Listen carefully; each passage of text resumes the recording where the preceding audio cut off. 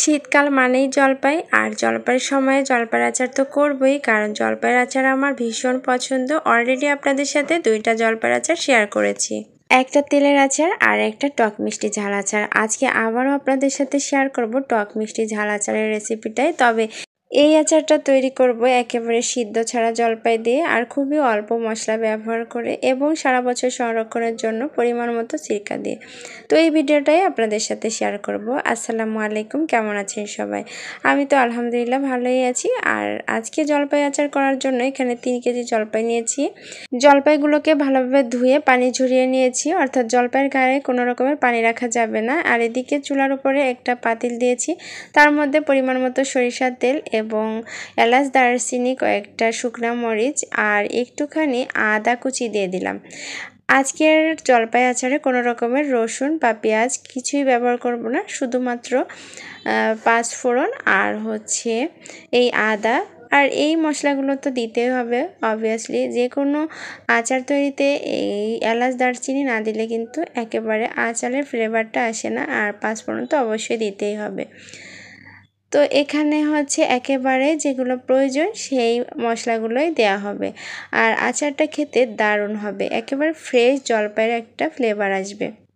মশলাগুলোকে 1 মিনিটের মতো ভেজে নেওয়ার পরে এখানে জলপাইগুলোকে দিয়ে দেওয়া হয়েছে। আর জলপাই দেওয়ার পরে এখানে অবশ্যই লবণটা পরিমাণ মতো দিতে হবে। লবণটা কম হলে প্রবলেম নাই, তবে বেশি হয়ে গেলে যেহেতু প্রবলেম, তো এর জন্য এখানে অল্প পরিমাণে লবণ দিয়েছি, যাতে করে চেখে আবার দেওয়া যায়, তবে বেশি না হয়। আর এদিকে আমি 5 ফোড়নের সাথে আরও একটু সরিষা বেশি করে দিয়ে, মেথি দিয়ে এগুলোকে আবার ব্লেন্ড করে রেখে দিয়েছি। একেবারে গুঁড়া করিনি, একটু আস্তে আস্তে ভাব রেখেছি। তো এদিকে জলপাইটা ঢাকনা দেওয়া ছিল, ঢাকনাটা খুলে এগুলোকে দেখলাম বেশ খানিকটা সিদ্ধ হয়ে গেছে আর শুকিয়ে গেছে। পানি টানি তো এমনিতে দেওয়া হয়নি, তবে যে একটু পানি পানি ভাব ছিল, এর জন্য এখন আবার দিয়ে দিলাম হচ্ছে পরিমাণ মতো চিনি। এইখানে আরও বেশি পরিমাণ চিনি ব্যবহার করা হয়েছে। আর এই পর্যায়ে দিয়ে দিলাম হলুদটা। আসলে হলুদটা আরও আগে দেওয়া উচিত ছিল, আর হলুদটা না দিলে প্রবলেম নাই, তবে কালারটা সুন্দরের জন্য আমি এখানে হলুদ দিয়ে দিলাম। আর এদিনকেই হলুদটা শেষ হয়ে গেছিলো, তো প্যাকেট আনার সাথে আমি প্যাকেট থেকেই দিয়ে দিলাম। আর একটুখানি আখের গুড় ছিল ঘরে, সেটাই দিয়ে দিলাম। এখানে আরও বেশি পরিমাণ আখের গুড় ব্যবহার করলে আরও বেশি মজা হতো। তো যাই হোক, যতটুকু ছিল দিয়েছি, না দিলেও প্রবলেম ছিল না। আর এখানে যেহেতু আমি 3 কেজি জলপাইয়ের আচার করেছি, তো এর মধ্যে আমি 1 কাপ পরিমাণ সিরকা দিয়েছি। এতেই সারা বছর কিন্তু এই আচারটা সংরক্ষণ করে খাওয়া যাবে।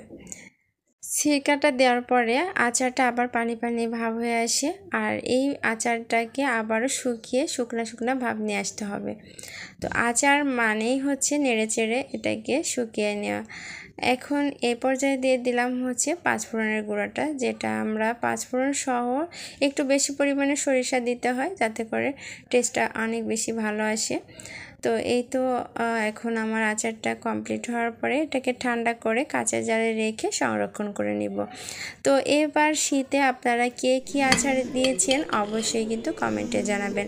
আর আমার এই আচারের রেসিপিটা আপনাদের কাছে কেমন লাগলো অবশ্যই জানাতে ভুলবেন না। তো আজকের মতো এ পর্যন্তই। সবাই ভালো থাকবেন, সুস্থ থাকবেন, আমার এবং আমার পরিবারের জন্য দোয়া করবেন। দেখা হবে নেক্সট কোনো ভিডিওতে আবারও। সে পর্যন্ত অবশ্যই সবাই ভালো থাকবেন। আল্লাহ হাফেজ।